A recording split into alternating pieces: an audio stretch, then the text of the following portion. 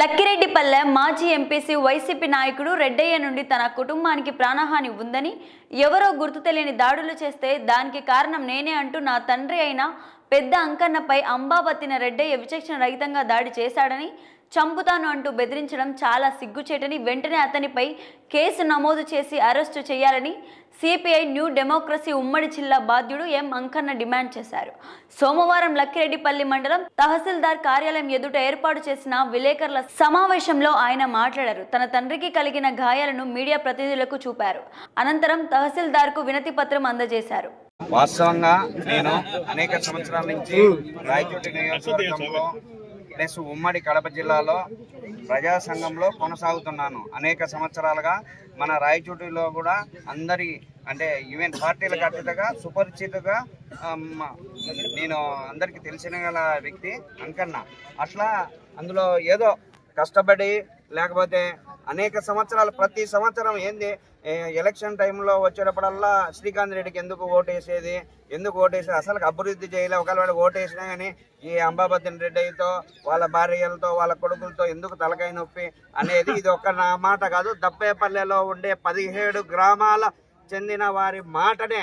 అందుకే రెడ్డయ్య సర్పంచ్గా పోటీ చేసినా కానీ రెడ్డయ్యకు సర్పంచ్గా చిత్తుగా ఓడించిన సంఘటన కూడా జరిగింది. స్వయాన వైసీపీ నాయకులే రెడ్డయ్యను చిత్తుగా ఓడించినారు.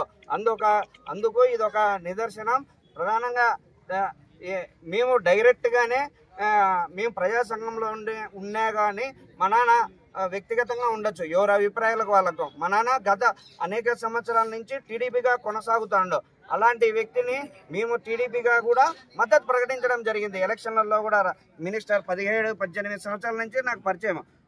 అది పక్కన పెడితే మనము మామూలుగా పరిచయం మద్దతు ఇచ్చినాం, గెలిచినాడు, మామూలుగా మాట్లాడతాం, సమస్యల మీదనే కలిసడం జరుగుతుంది.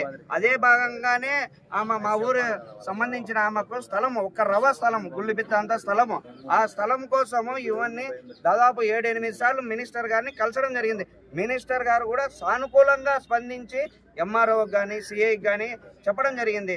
ఇంకా ఆమె తట్టుకోలేక బాధ వెలవించలేక మినిస్టర్ కాన్వాయ్ ఆపినది మా ఊర్లోనే మా నాన్న సహకారం తీసుకొని.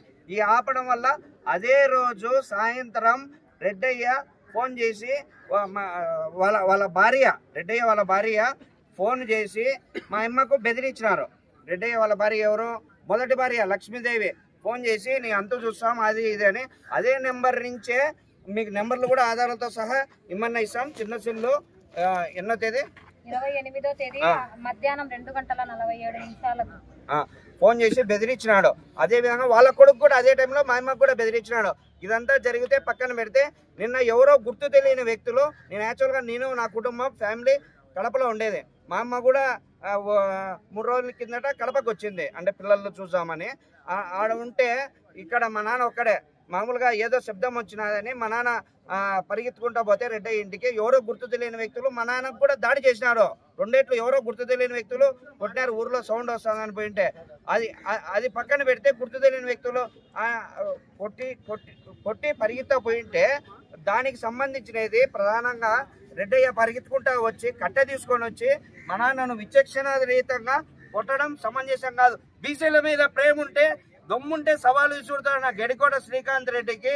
బీసీల మీద ప్రేమ ఉంటే మీ అంబాబత్తిన రెడ్డయ్యను ఏదైనా చట్ట ప్రకారం ఉంటే చట్ట ప్రకారమే చూసుకుంటారు. కానీ ఏడుందయ్యా బీసీల మీద ప్రేమ? బీసీల మీద ప్రేమ అని ఊరుగా ఉత్తుతో మాటలు మాట్లాడి రెడ్డయ్య ఎన్ని కబ్జాలు చేసినాడయ్యా. వాళ్ళ ఇంట్లో కరెంటు రోజుకు 400 ఎట్లా వస్తుందయ్యా? నెలకు 400 చొప్పున ఎట్లా కరెంటు వస్తాయి? 2 ఏసీలకు 400-500 ఎట్లా వస్తుంది కరెంటు? మాజీ ఎమ్మెల్యే శ్రీకాంత్ రెడ్డి ఏమన్నా ఇంటికా నుంచి ఏమన్నా బేపించినాడా?